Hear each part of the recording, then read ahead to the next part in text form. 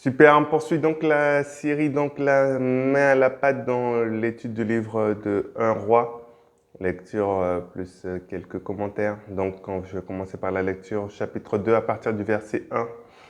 David approchait du moment de sa mort et donna des ordres à Salomon, son fils, en disant « Je m'en vais par le chemin de toute la terre. Fortifie-toi et sois un homme, observe les commandements de l'Éternel, ton Dieu, en marchant dans ses voies et en gardant ses lois, ses ordonnances, ses jugements et ses préceptes selon ce qui est écrit dans la loi de Moïse, afin que tu réussisses dans tout ce que tu feras et partout où tu te tourneras. Et afin que l'Éternel accomplisse cette parole qu'il a prononcée sur moi, si tes fils prennent garde à leur voie en marchant avec fidélité devant moi, de tout leur cœur et de toute leur âme, tu ne manqueras jamais d'un successeur sur le trône d'Israël.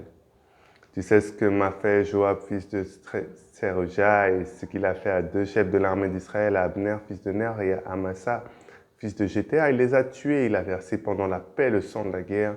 Il a mis le sang de la guerre sur la ceinture qu'il avait au rein et sur la ceinture qu'il avait au pied. Tu agiras selon ta sagesse et tu ne laisseras pas ses cheveux blancs descendre en paix dans le séjour des morts. Tu traiteras avec bienveillance les fils de Barzillai, le Galadite, et ils seront de ceux qui se nourrissent de ta table. Car ils ont agi de la même manière à mon égard en venant au-devant de moi lorsque je fuyais Absalom, ton frère. Voici, tu as près de toi Shimei, fils de Guéra, Benjamin de Bachurim. Il a prononcé contre moi des malédictions violentes le jour où j'allais à Naïm. Mais il descendit à ma rencontre vers le Jourdain et je lui jurai par l'Éternel en disant, je ne te ferai point mourir par l'épée. Maintenant, tu ne laisseras pas impuni car tu es un homme sage et tu sais comment tu dois le traiter. Tu feras descendre ensanglantés ses cheveux blancs dans le séjour des morts. David se coucha avec ses pères et il fut enterré dans la ville de David. Le temps que David régna sur Israël fut de 40 ans à Hébron, il régna 7 ans et à Jérusalem il régna 33 ans. Salomon s'assit sur le trône de David son père et son règne fut très affermi. Adonijah, fils de Haggith, alla vers Bathsheba, mère de Salomon, et elle lui dit, viens-tu dans des intentions paisibles? Il répondit, oui. Il ajouta, j'ai un mot à te dire. Elle dit, parle. Et il dit, tu sais que la royauté m'appartenait, que tout Israël portait ses regards sur moi pour me faire régner. Mais la royauté a été tournée et elle est échue à mon frère parce que l'Éternel la lui a donnée. Maintenant, te demande une chose, ne me la refuse pas. Elle lui répondit, parle. Et il dit, je te prie au roi Salomon, car il ne te le refusera pas, qu'il me donne pour femme Abishag, la Sunamite. Bathsheba dit, bien, je parlerai pour toi, au roi. Bathsheba se rendit auprès du roi Salomon pour lui parler en faveur d'Adonijah. Et le roi se leva pour aller à sa rencontre. Il se prosterna devant elle, s'assit sur son trône. On plaça un siège pour la mère du roi et elle s'assit à sa droite. Puis elle dit, j'ai une petite demande à te faire, ne me la refuse pas. Et le roi lui dit, demande ma mère, quand je ne te refuserai pas. Elle dit qu'Abishag la Sunamite soit donnée pour femme à Adonijah, ton frère. Le roi Salomon répondit à sa mère, pourquoi demandes-tu Abishag la Sunamite pour Adonijah? Demande donc la royauté pour lui, car il est mon frère aîné. Pour lui, pour le sacrificateur Abiatar et pour Joab, fils de Tseruja. Alors le roi jura par l'Éternel en disant que Dieu me traite dans toute sa rigueur, si ce n'est pas au prix de sa vie qu'Adonijah a prononcé cette parole. Maintenant l'Éternel est vivant, lui qui m'a affermi et m'a fait asseoir sur le trône de David, mon père, et qui m'a fait une maison selon sa promesse. Aujourd'hui, Adonijah mourra. Et le roi envoya Benajah, fils de Jéhojada, qui le frappa et Adonijah mourut. Le roi dit ensuite au sacrificateur Abiatar, va-t'en à Anathoth dans tes terres, car tu mérites la mort, mais je ne te ferai pas mourir aujourd'hui, parce que tu as porté l'arche du Seigneur, l'Éternel, devant David, mon père, et parce que tu as eu part à toutes les souffrances de mon père. Alors Salomon dépouilla Abiatar de ses fonctions de sacrificateur de l'Éternel, afin d'accomplir la parole que l'Éternel avait prononcée sur la maison d'Élie à Silo. Le bruit en parvint à Joab qui avait saisi le parti d'Adonijah, quoiqu'il n'eût pas suivi le parti d'Absalom. Et Joab se réfugia vers la tente de l'Éternel, saisit les cordes de l'autel. On annonça au roi que Joab s'était réfugié vers la tente de l'Éternel, qu'il était auprès de l'autel, et Salomon envoya Benajah, fils de Jéhojada, en lui disant, va, frappe-le. Benajah arriva à la tente de l'Éternel et dit à Joab, sors, c'est le roi qui l'ordonne. Mais il répondit, non, je veux mourir ici. Benajah rapporta la chose au roi en disant, c'est ainsi qu'a parlé Joab, et c'est ainsi qu'il m'a répondu. Le roi dit à Benajah, fais comme il a dit, frappe-le et enterre-le. Tu ôteras ainsi de dessus moi, dessus la maison de mon père, le sang que Joab a répandu sans cause. L'Éternel fera retomber sur son sang sur sa tête, parce qu'il a frappé 2 hommes plus justes et meilleurs que lui et les a tués par l'épée, sans que mon père David le sût, Abner, fils de Ner, chef de l'armée d'Israël, et Amasa, fils de Jéter, chef de l'armée de Juda. Leur sang retombera sur la tête de Joab et sur la tête de ses descendants à perpétuité. Mais il y aura paix à toujours de par l'Éternel pour David, pour sa postérité, pour sa maison et pour son trône. Benaja, fils de Jéhojada, monta, frappa Joab et le fit mourir. Il fut enterré dans sa maison au désert. Le roi mit à la tête de l'armée Benaja, fils de Jéhojada, en remplacement de Joab. Et il mit le sacrificateur Tsadok à la place d'Abiathar. Le roi fit appeler Shimei et lui dit, bâtis-moi une maison à Jérusalem, tu y demeureras et tu n'en sortiras point pour aller d'un côté ou d'autre. Sache bien que tu mourras le jour où tu sortiras et passeras le torrent de Cédron. Ton sang sera sur ta tête. Shimei répondit au roi, c'est bien, ton serviteur fera ce que dit mon seigneur le roi. Et Shimei demeura longtemps à Jérusalem. Au bout de 3 ans, il arriva que 2 serviteurs de Shimei s'enfuirent chez Akish, fils de Maca, roi de Gath. On le rapporta à Shimei en disant, voici tes serviteurs sont à Gath. Shimei se leva et sella son âne et s'en alla à Gath chez Akish pour chercher ses serviteurs. Shimei donc s'en alla et ramena de Gath ses serviteurs. On informa Salomon que Shimei était allé à Jérusalem, était allé de Jérusalem à Gath et qu'il était de retour. Le roi fit appeler Shimei et lui dit, ne t'avais-je pas fait jurer par l'Éternel et ne t'avais-je pas fait cette déclaration formelle, sache bien que tu mourras le jour où tu sortiras pour aller de côté ou d'autre. Et ne m'as-tu pas répondu, c'est bien, j'ai entendu. Pourquoi donc n'as-tu pas observé le serment de l'Éternel et l'ordre que je t'avais donné? Et le roi dit à Shimei, tu sais au-dedans de ton cœur tout le mal que tu as fait à David, mon père, l'Éternel fait retomber ta méchanceté sur ta tête. Mais le roi seulement sera béni et le trône de David sera pour toujours affermi devant l'Éternel. Et le roi donna ses ordres à Benaja, fils de Jéhojada, qui sortit et frappa Shimei, et Shimei mourut.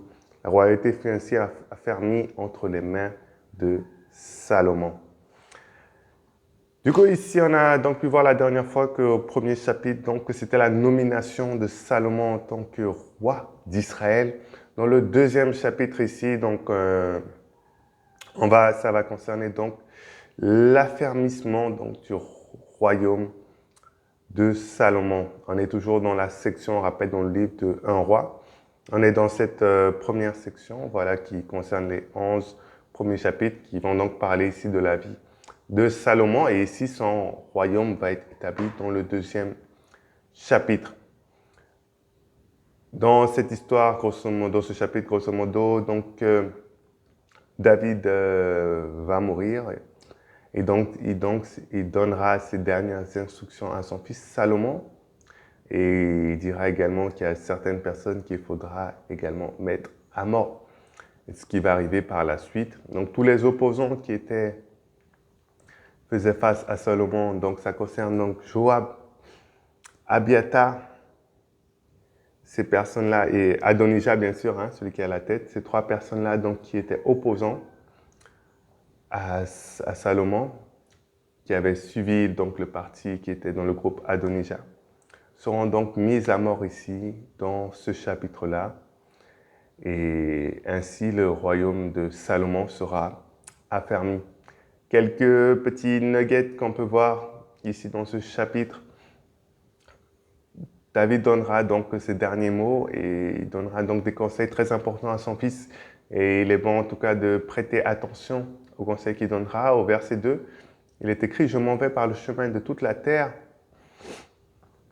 Fortifie-toi et sois un homme. » Et donc ici, c'est important pour nous en tant que chrétiens de se fortifier et d'être des hommes, de ne pas forcément attendre sur l'autre, attendre sur qu'est-ce qu'une personne peut faire pour nous, mais de prendre nous-mêmes la parole de Dieu, d'aller prier nous-mêmes pour que nous-mêmes on puisse devenir forts dans le Seigneur. Pas d'attendre non plus sur le Seigneur que le Seigneur fasse tout, mais faire notre part des choses. Quand il faut étudier la Bible, quand il faut lire la Bible, quand il faut résister, faire tout ce qu'il faut faire. Et c'est là qu'on devient fort dans le Seigneur, hein, ce qui est rappelé dans Éphésiens, fortifiez-vous dans le Seigneur. Si on poursuit maintenant verset 3, observe les commandements de l'Éternel, ton Dieu, en marchant dans ses voies et en gardant ses lois, ses ordonnances, ses jugements et ses préceptes selon ce qui est écrit dans la loi de Moïse, afin que tu réussisses dans tout ce que tu feras et partout où tu te tourneras. Et ça nous fait penser à nouveau à Josué, hein, la fameuse phrase hein, de méditer constamment la parole de Dieu, que ce livre-là ne s'éloigne pas de ta bouche. Et la Bible dira qu'en fait, quand on étudie la parole de Dieu, la loi de Dieu, on est donc assuré, on a cette assurance qu'on va réussir dans tout ce qu'on va faire. Et la Bible nous donne cette promesse que si on met la Bible en premier et on cherche à faire ce qui est écrit là-dedans, la réussite est garantie dans tout ce qu'on fera. Et ça, c'est un bon rappel également qu'il nous fera ici le roi David. Un autre point, c'est qu'il demandera également d'avoir donc de l'hospitalité pour, comment est-ce qu'on le dit, Barzillai. Voilà, Barzillai. En français, tu traiteras avec bienveillance, verset 7, hein, tu traiteras avec bienveillance les fils de Barzillai. Et il demandera également pour qu'il soit de ceux qui vont manger avec lui à table, parce que Barzillai a pris soin de David lorsqu'il fuyait Absalom, lorsqu'il était dans des temps de persécution. David également dira que c'est important à nouveau de faire cette hospitalité pour eux de l'autre côté. Donc c'est bien également pour nous de pouvoir rendre également le bienfait que certains ont pu nous donner. Et il y a plus de bonheur à donner qu'à recevoir.